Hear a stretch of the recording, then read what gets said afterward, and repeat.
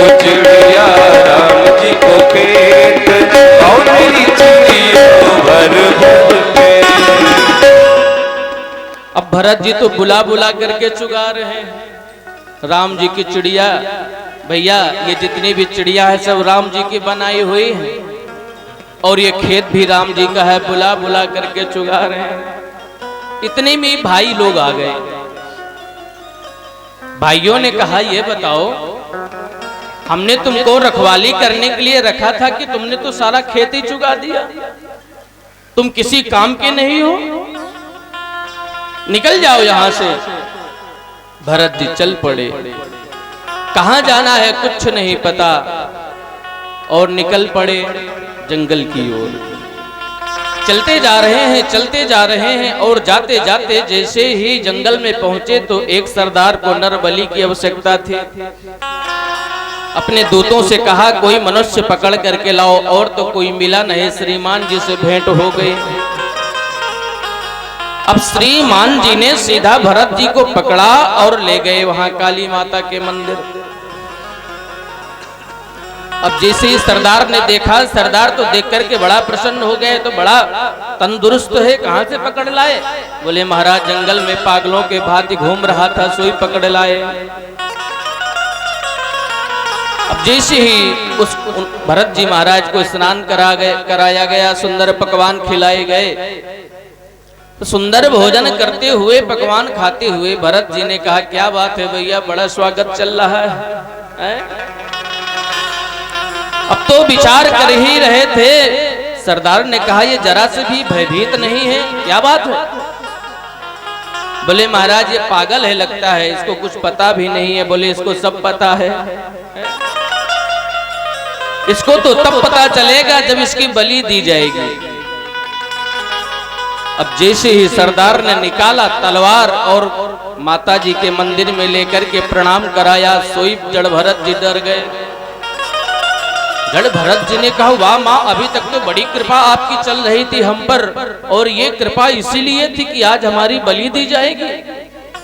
लेकिन माँ आपसे प्रार्थना है कि सिंहों का बलिदान न होते सुना, बकरे बलि वेदी पे लाए गए, विषधर को दूध पिलाया गया, केचुए बंसी पे नथाए गए, टेढ़े पादप खड़े के खड़े ही रहे, सदा सीधों पे आरे चलाए गए, बलवान का बाल न बांका हुआ, दीनहीन सदा सताए गए। जो ही प्रार्थना अपनी अर्चना किया, जड़ भरत जी ने सोई भद्रकाली सावधान हो गई। जो ही सरदार लेकर के तलवार काटना चाहा, सर सोई भद्रकाली प्रकट हो गई। बोलिए अम्बे मातु की जय। उन सभी सरदारों का वध कर दिया और जड़ भरत जी की रक्षा की। जड़ भरत जी वहां से चल पड़े, आगे कहां जाना है कुछ पता नहीं। और जब वो चलते चलते एक रास्ते में देखा कि एक राजा, सिंध सौबीर देश का राजा है जिसका नाम है रहुगण, वो कपिल भगवान के आश्रम में सत्संग करने के लिए जा रहा था।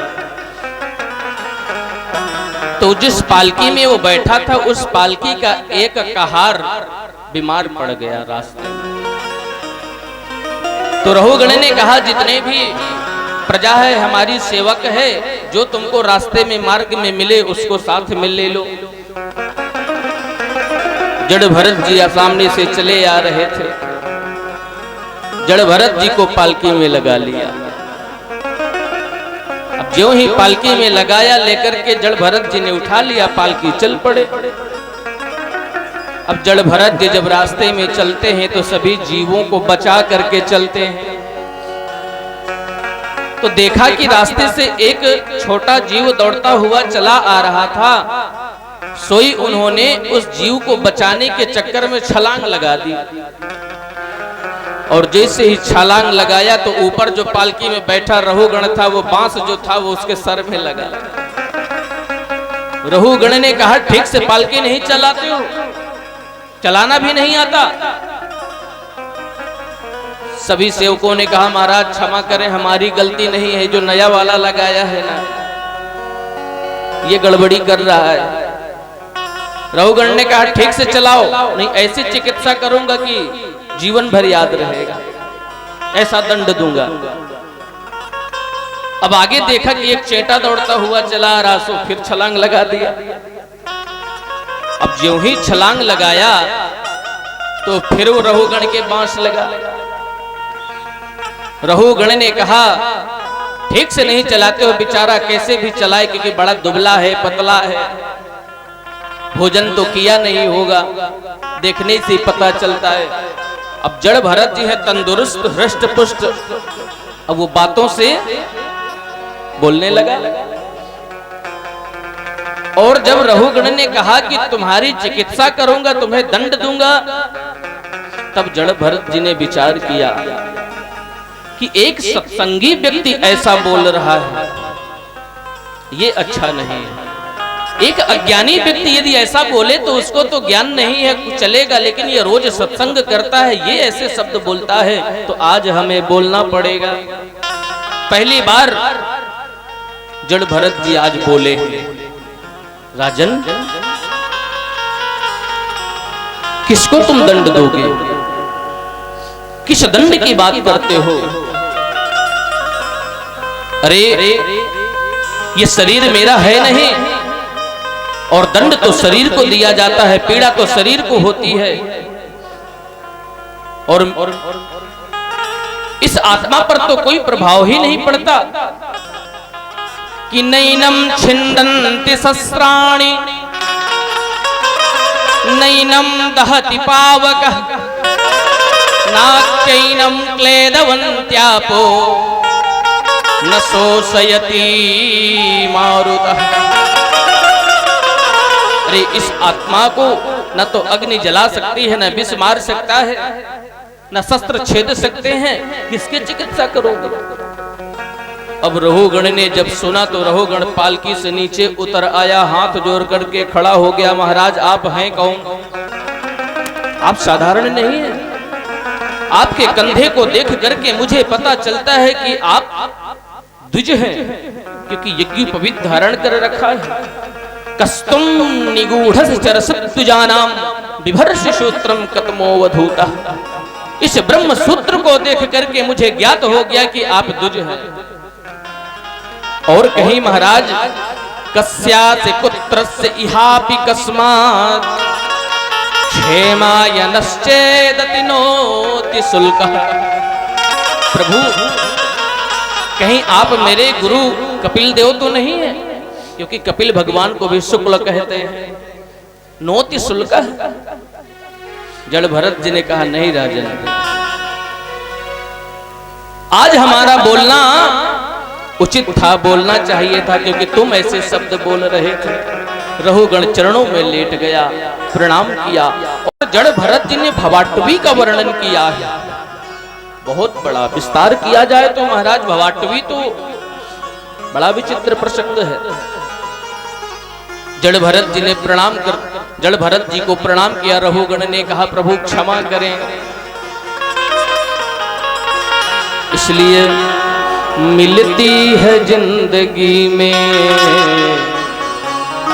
संगत कभी कभी, मिलती है जिंदगी में संगत कभी कभी, मिलती है जिंदगी में संगत कभी कभी, मिलती है जिंदगी में संगत कभी कभी, मिलती है ज्ञान वाणी, मिलती है ज्ञान वाणी, सुनने कभी कभी, मिलती है ज्ञान वाणी, सुनने कभी कभी,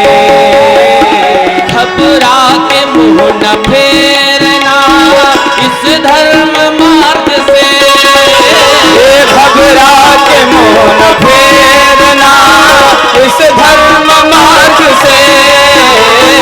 घबरा के मुंह न फेरना इस धर्म मार्ग से। आते हैं जिंदगी में, आते हैं जिंदगी में ये पल कभी कभी। आते हैं जिंदगी में ये पल कभी कभी। मिलते हैं जिंदगी में संगत कभी कभी। मिलते हैं जिंदगी में संगत कभी कभी।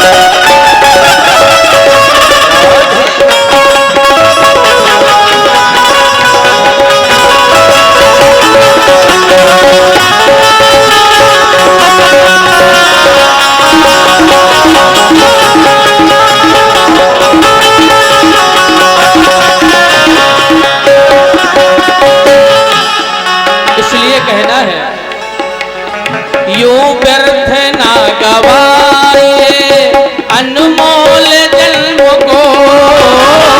यूं न गवाइए अनमोल जन्म को। यूं व्यर्थ ना गवाइए अनमोल जन्म को। यूं व्यर्थ न गवाए अनमोल जन्म को।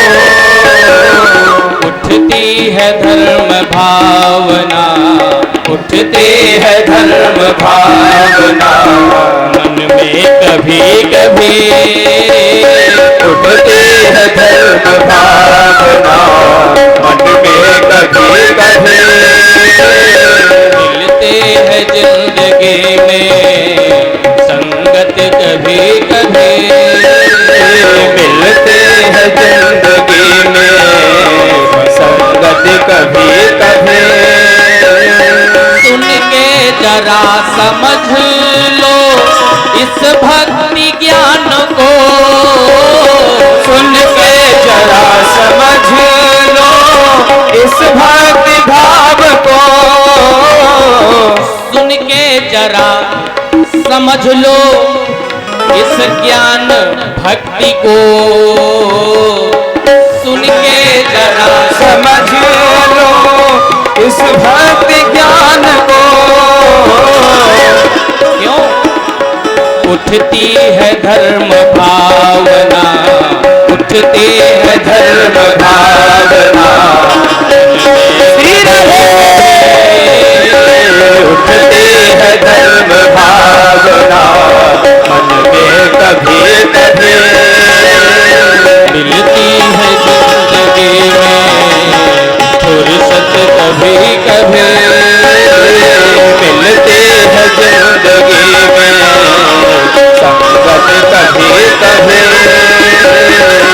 मिलती है जिंदगी में संग कभी कभी। मिलती है जिंदगी में संगत कभी कभी।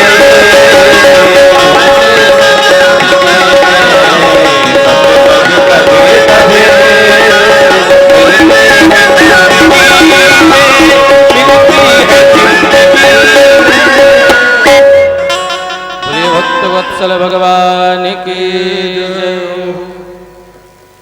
भगवान जिन्हें रहुगण का कल्याण किया। महाराज परीक्षित ने सुखदेव भगवान से पूछा, गुरुदेव नरका नाम किम धाम विशेषा, नरका नाम भगवन किम देश विशेषा। प्रभु, जो मैंने नरकों के विषय में सुना है वो नरक जीव को कब कब प्राप्त होता है, तो सुखदेव भगवान ने बड़े विस्तार से इसको बताया है। बोले इस मृत्यु लोक से 99 योजन 99,000 योजन नीचे संयमनीपुरी है। उस संयमनीपुरी में वहां के जो राजा हैं धर्मराज, यमराज जी, वो 28 प्रकार के नरक होते हैं जो जीव यहां से मर करके जाता है उसको प्राप्त होता है। जो जैसा कर्म करता है उसी के अनुसार उसको तामिस्त्र, अंधतामिस्त्र, रौरव, महारौरव, कुंभीपा, कालीसूत्र, असपत्रवन आदि आदि नरक उसको प्राप्त होते हैं। जो यहाँ पर चोरी करता है, दूसरे के धन को चुराता है, डकैती डालता है, अपहरण करता है, पराई स्त्री को गलत दृष्टि से देखता है, उनको अंधतामिस्त्र रौरव नरक में डाल दिया जाता है। वहां की भूमि जैसे तांबा देखा आपने, तांबा कैसा लाल होता है, उसी प्रकार वहां की भूमि अग्नि से धधकती रहती है। इस जीव को उठा करके उसी में फेंक दिया जाता है, लेकिन वो मरता नहीं, कष्ट उसको बराबर होता है, क्योंकि वो जो शरीर प्राप्त होता है वो शरीर यातना शरीर होता है। यातना शरीर, ये शरीर तो मर जाता है स्थूल, लेकिन यातना शरीर समाप्त नहीं होता, वो भोग के ही लिए मिलता है। लेकिन कष्ट जितना इस शरीर में होता है उतना ही कष्ट उस शरीर को भी प्राप्त होता है। अनेक नरकों का विश्लेषण किया। महाराज परीक्षित डर गए, आंखों में अस्त्र लेकर के हाथ जोड़ करके गुरुजी इनसे बचने का उपाय। बोले बचने का उपाय ये है कि जब जागो तभी सवेरा। जितने पाप आपने किया है, जब तक वो पापों का ज्ञान नहीं था, ज्ञात नहीं था, आपने किया, बाद में जब आपको ज्ञात हो गया, आपने प्रायश्चित किया, संकल्प किया कि आज के बाद मैं ऐसा नहीं करूंगा, तो वो पाप मुक्त हो गए। और यदि जान बूझ करके यदि फिर पुनः वो पाप किए गए तो उसको भोगना ही पड़ेगा, क्योंकि पूर्व जन्म कृतम पापम व्याधि रूपेण जायते। जो आपने एकत्रित किया है, इकट्ठा किया है ना, वो व्याधियों के रूप में तुम्हें बार बार प्राप्त होगा। तभी तो बाबा ने कहा कर्म प्रधान विश्व रचिराता, कर्म प्रधान विश्व रचिराता, जो जस करहि सो तस फल चाहा,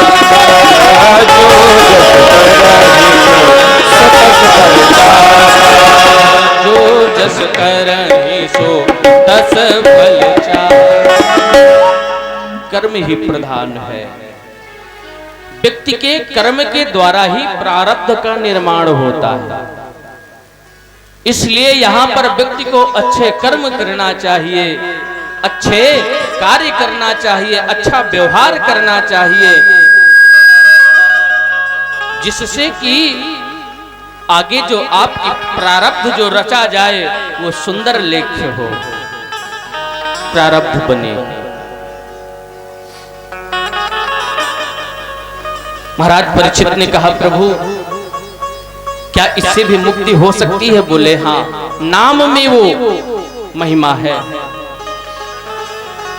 नाम की तो वो महिमा है कि पापी से पापी व्यक्ति को तार देता है। कान कुब्जे तुजह कश्चित दासी पतिर अजामिला, नामना नष्ट सदाचारो दास्याः संसर्ग दूषिता। एक कान कुब्ज कुल में उत्पन्न अजामिल नाम का ब्राह्मण था, उसने वैश्यागमन किया, कुकर्म किया, 9 पुत्र हुए, लेकिन जब 10वें पुत्र का नंबर आया तो संत कृपा हो गई, भगवंत कृपा हो गई। और जब संत भगवंत कृपा हुई तो वो अजामिल कैसी कृपा कि 10वें जो बालक उत्पन्न हुआ उसका नाम नारायण रख दिया। जीवन पर्यंत पाप किया, संध्या बंदन करने वाला था, गायत्री का उपासक था, लेकिन जंगल में एक वैश्या को देख लिया, वहीं से भ्रमित हो गया, वहीं से पतन की ओर चला गया।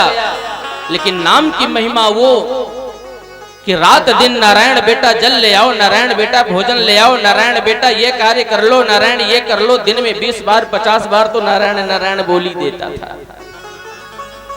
लेकिन जब अंत का समय आया, यमराज के दूत यम पास में बांधने लगे तो सामने खेल रहा था नारायण बेटा, उसका पुत्र उसको देख करके पुकारने लगा कि दूरे क्रीडन का सक्तम पुत्रम नारायणा होयम।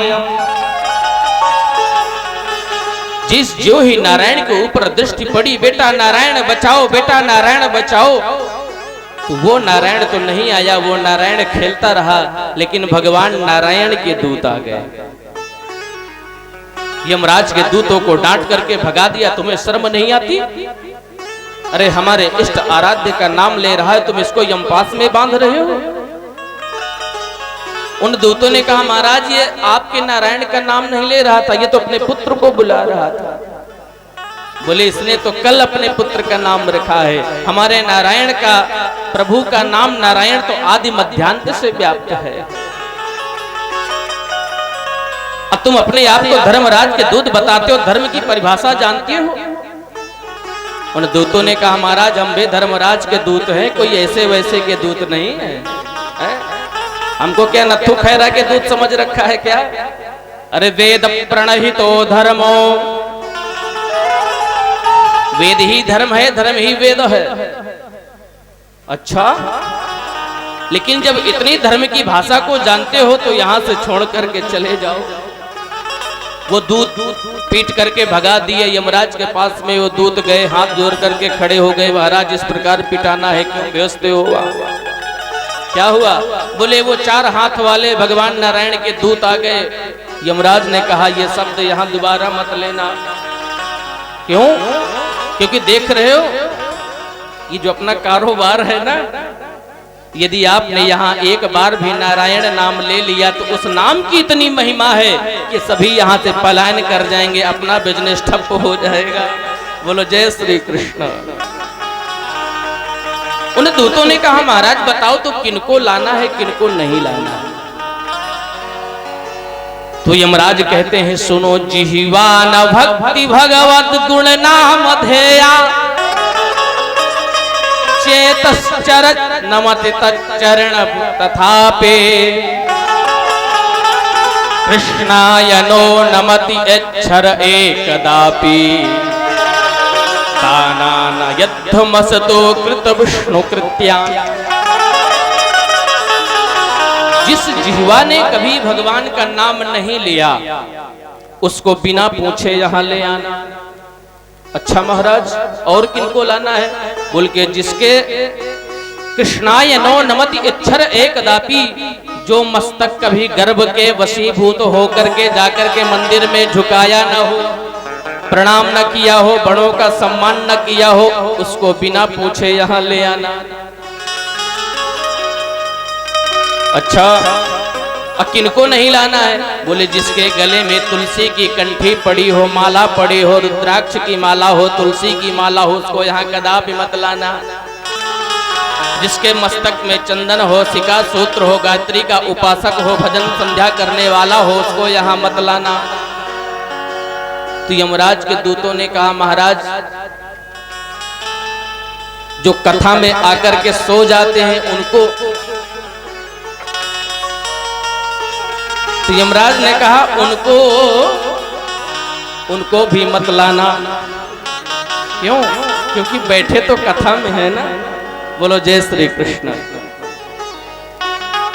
ये सारा दृश्य अजामिल देख रहा था अपने आंखों से।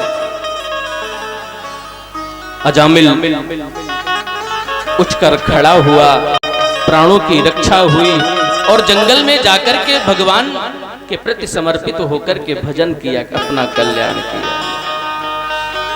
जहां ले चलोगे वहीं मैं चलूंगा, जहाँ ले चलोगे वहीं मैं चलूंगा, जहाँ ले चलोगे वहीं मैं चलूंगा, जहाँ ले चलोगे वहीं मैं चलूंगा, जहाँ नाथ रख दोगे, जहाँ नाथ रख दोगे वहीं मैं रहूंगा, जहाँ ले चलोगे वहीं मैं चलूंगा, जहाँ ले चलोगे वहीं मैं चलूंगा।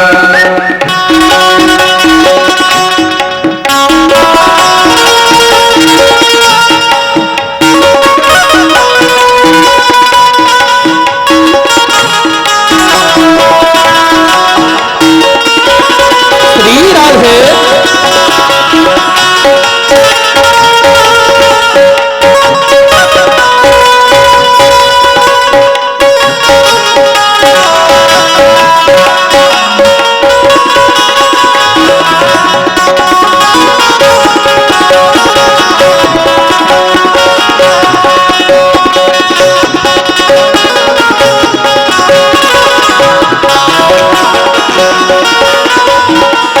न कोई उलहना न है कोई अर्जी, न तो करा लो जो है तेरी मर्जी, न कोई उलहना न है कोई अर्जी, कर लो करा लो जो है तेरी मर्जी, न कोई उलहना न है कोई अर्जी, कर लो करा लो जो है तेरी मर्जी, न कोई उलहना न है कोई अर्जी, कर लो करा लो जो है तेरी मर्जी,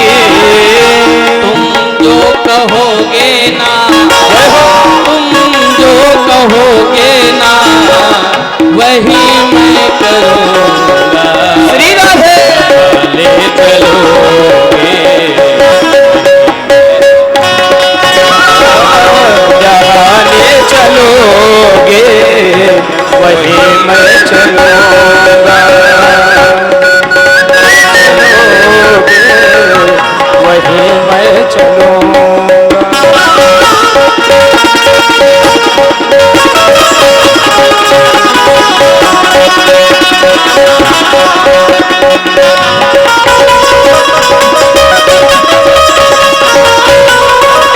हरि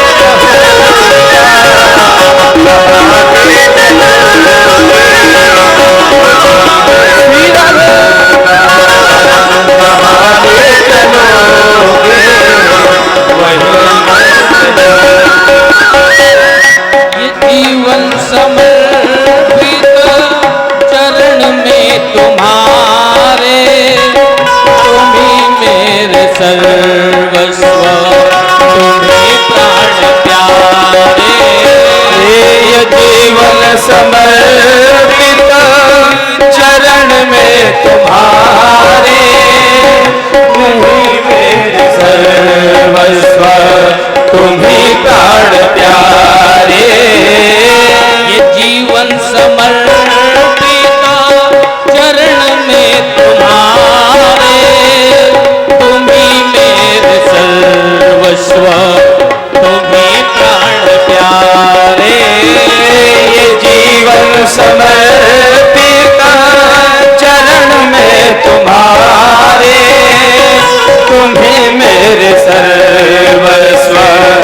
तुम्हें प्राण प्यारे